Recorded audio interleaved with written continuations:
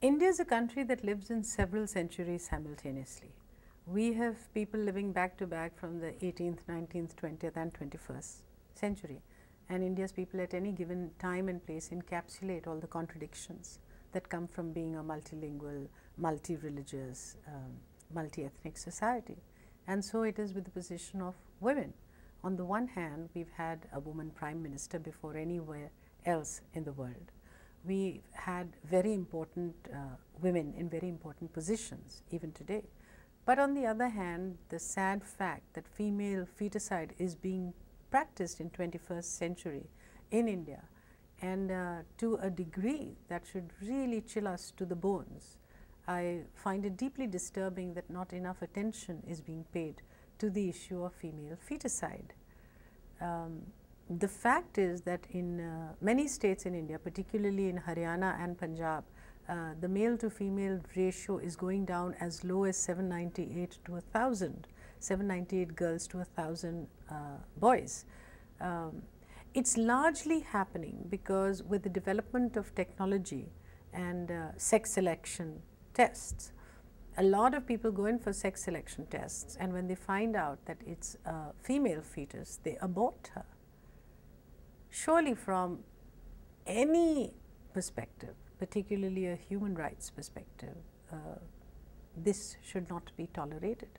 What is shocking is statistics have proved that it is the richer states and it is the richer areas that are practicing female foeticide. It comes as a total shock, because these are people who do not want their property, they don't want their assets to be distributed to the girl because she will take it away into another family. And so this mindset needs to be changed in the richer areas. I mean, Punjab and Haryana are very rich states compared to the rest of India, and yet it's being practiced there, it's being practiced in Mehsana in Gujarat. And entire villages have been wiped out of the girl child, where the problem is becoming so acute that 4 brothers are getting married to 1 girl because there no longer are any girls. And this is a reality which we have to face. You know, we can't just close our eyes to it. One day we will be paying the price for it. India has been a feudal and a patriarchal society where the status of the girl child has been subservient. A girl child is denied access to equal opportunity, access to health, access to education, access to nutrition even. She is valued less. We have to change this, because when we talk about the progress of any nation, it is now agreed universally that it isn't the GDP of the nation that can be a true yardstick for a nation's progress, but the degree to which how women are empowered. The fact is, we have to change the mindset which values a girl less than a boy, and we have to see that there are lots of problems here. We have unequal laws of inheritance, so the girl child suffers because of that. What then happens is, in order to compensate for the unequal laws of inheritance, the practice of dowry started, so that the girl could be given some compensation by the parents. Dowry now has become a burden which the parents have to contend with. So obviously, the minute the daughter is born, the parents are looking at the girl as a liability, because they feel that, you know, they have to set this much money aside for the boy's higher education, but for the girl, because she's going into a pariah family, it will have to be her dowry. So the girl is being regarded as a liability. There's also this belief in traditional Indian society that a girl once married becomes the property of the family into which she gets married, and gives nothing to the parents in return. This is fast changing. In today's India, girls are looking after their parents with much greater responsibility than a lot of the boys are doing. Girls are also successful stories, and we have to project successful stories about girls who have come into their own and are an asset to society. That's what we need to do to change the mindset which regards a girl as a liability rather than as an asset. In India, the woman is valued only if she has a male child. Firstly, women need to understand that it is the male that determines the sex of the child because of the X and the Y chromosome. A woman has only X chromosome. Only if it meets with the Y chromosome, that is available only with the man. So she is not responsible for it. It is the man who is responsible for whether it's going to be a female or a male.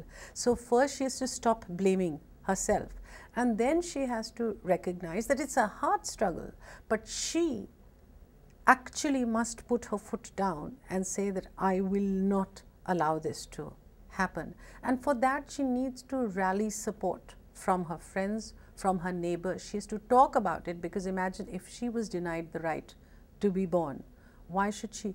We have to recognize that female feticide is the same as murder. It's the same as killing. You would be punished if you indulged in murder. You should be punished if you indulged in female feticide. Let's not take away all the courtesies, social courtesies that are put on this problem. Let's recognize that it is a criminal act and you will be dealt with criminally if you indulge in it. We expect the government to take steps, and the government is taking steps, but because this is also a societal problem, it is for society to bring this issue into center focal point and understand that no society, no nation can talk about progress if it is hurting the case of 50% of its people. And for a nation to make progress, it is important that its girls also make progress. And we have seen that wherever girls have been given equal opportunity, they have risen to work shoulder to shoulder with the boys, and sometimes even ahead of them. I grew up in a very liberal family. My father was a member of the Communist Party, and my father was a poet and my mother is an actress, both in theatre and in film. And we grew up almost in a kind of commune-like situation where girls were regarded completely on par with boys. In fact, I think I was about 19 years old before I even realized that the rest of the world is not how my family thinks, you know, and that girls are denied access to equal opportunity. My parents believed that art should be used as an instrument for social change. And then I worked in a lot of films that were talking about social justice. For an artist, her resource base has to be life itself. You cannot treat your work like a 9-to-5 job and say that I will be playing a person who's fighting social injustice from 9 to 6 and then come home to my air-conditioned comfort and not be concerned with the lives of the people that I am portraying. Some of the residue of the characters that you play is bound to stay back with you, and that's what happened with me.